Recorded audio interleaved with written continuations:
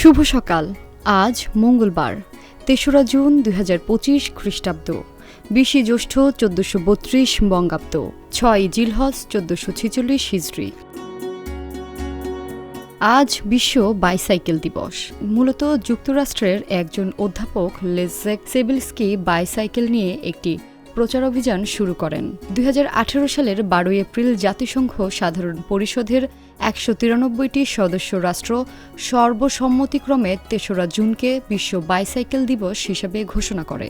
Bicycle এমন একটি যানবাহন যা সমাজের ধনী থেকে গরিব সবাই বহন করতে পারে। এটি বায়ু দূষণ কমায়, ট্রাফিক যানজট নিরসন করে, সমাজের বিভিন্ন দিকে ইতিবাচক প্রভাব ফেলে বাইসাইকেল।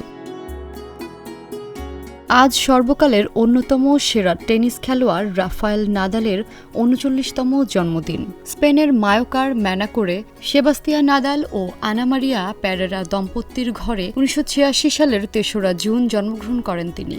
মূলত চাচা টনি নাদালের হাত ধরে মাত্র ৩ বছর বয়সেই টেনিস র্যাকেট হাতে নেন রাফায়েল নাদাল ছোটবেলায় টেনিস প্রশিক্ষণের বেশিরভাগ সময় কাটিয়েছিলেন ক্লে কোর্টে, যার প্রভাব তার পেশাদার টেনিস ক্যারিয়ারে। মাত্র ১৫ বছর বয়সেই পেশাদার টেনিসে নাম লেখান রাফা। পেশাদার টেনিসে অভিষেকের ১ বছর পরেই নাদাল মায়ামি মাস্টার্সে রজার ফেদেরারকে হারিয়ে টেনিস বিশ্বকে তাক লাগিয়ে দেন।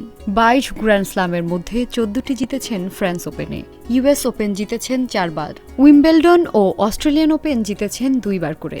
এছাড়াও আরও ৮ বার হয়েছেন গ্র্যান্ড স্ল্যাম ওপেনের রানার্স আপ। অলিম্পিকে সিঙ্গেল এবং ডাবল মিলিয়ে জিতেছেন ২টি স্বর্ণপদক।